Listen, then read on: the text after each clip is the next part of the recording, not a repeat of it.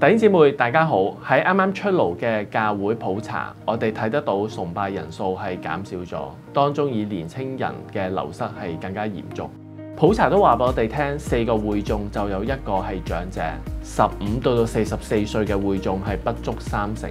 因此青年牧養係非常之重要。但係同時間我哋都發現，教會年輕化唔係單單青年傳道嘅責任，係同成間教會嘅文化係有關嘅，塑造一個有感染力啦、有活力啦、不斷成長嘅教會。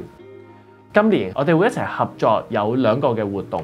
第一個活動係一個公開講座。我哋邀請咗美國富勒神學院嘅 Dr. Scott Como 去講一講吸引年青人返教會所具備嘅教會領導力係點樣嘅呢？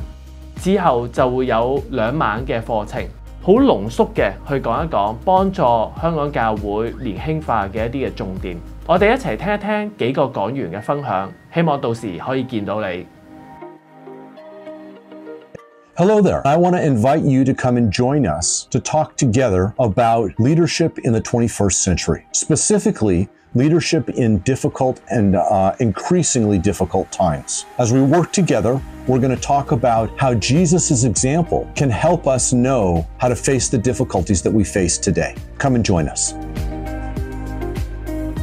喺疫後嘅香港教會咧，面對好多嘅衝擊，縱然教會係好想去改變，好想去有繼續面對未來嗰個複雜環境嗰個嘅動力同埋策略思維，但係咧總係唔容易嘅。其實我哋面對改變咧係好需要咧一種係持續嘅動力，不斷願意去創新、虛心嘅聆聽呢種嘅領導嘅方式，我哋可以理解為 growth mindset 成長思維。咁咧呢一種嘅思維方向咧，其實能夠帶動到教會面對當前嘅困難，係能夠持續得到咧年青嘅活力。今年嘅11月14號，歡迎你成個團隊一齊嚟到去參加。香港教會有個好獨特嘅文化，係我哋好怕做錯嘢，好怕做錯嘢嘅時候咧，虧缺咗上帝嘅榮耀。當然啦，呢個係一個好好嘅動機。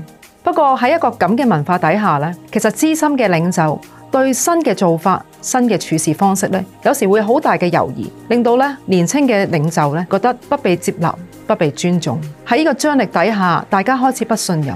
喺11月14號，我希望透過神學反思、聖經嘅反思咧，可以同大家一齊思想喺2代中間，我哋點樣可以不單止係共存，係彼此接納、彼此尊重、彼此聆聽，一齊承擔上帝俾我哋教會嘅使命。到時見。